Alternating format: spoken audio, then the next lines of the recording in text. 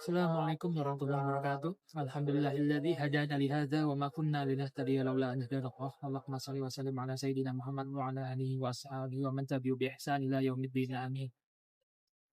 Pertama-tama terima kasih banyak Ustaz atas kesempatan presentasi saya dalam rangka untuk memenuhi tugas ujian akhir semester 6 di Prodi Bahasa dan Kebudayaan Arab angkatan 2022. Saya Ridwan Kurniawan, anak sauqatin lakum anil istisna, yang anil maudu istisna, yaitu pengecualian yang masyhur dalam ilmu nahwu dalam bahasa Arab. Pertama-tama mungkin saya akan menjelaskan tentang definisi istisna. Apa itu istisna? Istisna adalah definisi secara bahasa itu mengeluarkan atau mengecualikan sesuatu dari ketentuan umum. Jadi jika dalam bahasa Arab itu ada ketentuan umum dan aturan umum, ya al-qaidah, al-qawaid. Lalu dalam ilmu nahwu yaitu mengeluarkan isim dari sistem mengeluarkan isim berada setelah ada watul istisna. Alat pengecualian dari hukum isim yang berada sebelum ada watul istisna. Mengeluarkan isim yang berada setelah ada watul istisna, alat pengecualian dari hukum isim yang berada sebelum ada watul istisna. Jadi setelah ada watul istisna, maka itulah letak pengecualian dari hukum isim yang asalnya baku menjadi dikecualikan dari kaidah sebelumnya. Gitu. Contoh sederhana yang bisa kita lihat adalah hadaratul lab illa Muhammadun. Apa maksudnya hadaratul lab illa Muhammadun? Hadaratul lab maksudnya adalah para murid hadir, gitu ya. Semua siswa mendapatkan hukum hadir di situ. Lalu ada alatul istisna. Alatul istisna itu artinya adalah dikecualikan dari hukum tersebut. Jadi Muhammad itu tidak hadir. Jadi semua pelajar hadir, tetapi Muhammad tidak hadir. Baik, selanjutnya adalah unsur-unsur istisna. Unsur-unsur istisna ada 3, yaitu mustasna minhu, lalu alatul istisna, yaitu alat untuk pengecualian. Yang ketiga adalah mustasna. Mustasna itu adalah bagian yang dikecualikan setelah alatul istisna. Pembagian istisna berdasarkan hukum i'rab, yaitu ada 3 jenis istisna yang perlu dipahami, yaitu istisna tam musbat, istisna tam manfi, dan istisna mufarragh. Apa itu istisna tam musbat? Istisna tam musbat itu maksudnya adalah pengertian kalimat sempurna dan bersifat positif. Kalimat sempurna dan bersifat positif. Tidak ada huruf negasi seperti lam, ma, atau illa, tidak ada. Jadi contohnya itu seperti qara'tu al-kitab illa kitaban. Jadi saya membaca buku-buku kecuali satu buku. Jadi kita membaca buku-buku kecuali satu buku yang kita tidak baca. Jadi kita tetap membaca buku, hanya saja ada satu buku yang tidak kita baca. Nah, kesannya masih positif. Lalu contoh kedua, ja'al qaumu illa wahidan. Maksudnya adalah kaum itu datang kecuali satu orang. Apa maksudnya? Wahidan wajib dinasabkan. Jadi semua orang itu datang kecuali satu orang.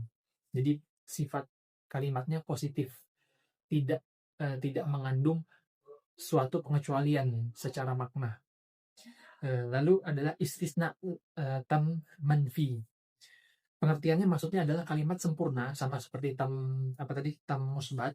Tam manfi ini mustasna minhu disebutkan, tetapi bersifat negatif. Ada huruf negasi, jadi seperti lam, seperti ma, itu ada. Hukum i'rabnya ada 2, ya. Ada 2 pilihan i'rab untuk mustasna. Boleh dinasabkan sebagai mustasna, boleh mengikuti i'rab mustasna minhu atau badal. Contohnya, ma safaro ar-rijalu illa khalidan. Itu bentuknya adalah mustasna, ya, sebagai mustasna. Kalau sebagai badal, ma safaro rajulu illa khalidun.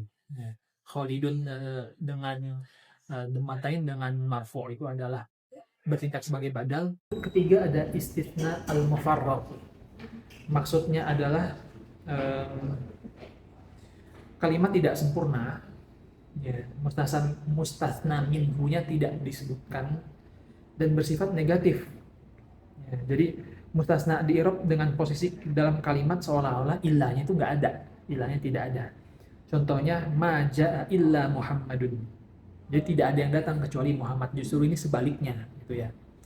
yang tadi misalnya mustasna minhunya, jadi mustasna minhunya tidak disebutkan siapa yang datang dan siapa yang tidak datang, jadi langsung majaa, tidak ada yang datang, illa Muhammadun, bentuknya negatif. Lalu ada contoh keduanya, ma ra'aitu illa Umar, saya tidak melihat kecuali Umar, gitu. Jadi bentuknya seperti itu. Nah, i'rab Umar maf'ul bih dari kata kerja ra'aitu, gitu. Al istisna selain illah, ya, ada siwa, ada goiru, ada hasya, ada khala, ada. Ya, kalau siwa dan goiru itu sifatnya adalah isim, ya, hukumnya adalah isim. Keduanya di i'rab sebagai mustathna, sedangkan kata setelahnya wajib majrur sebagai mudhaf ilaih.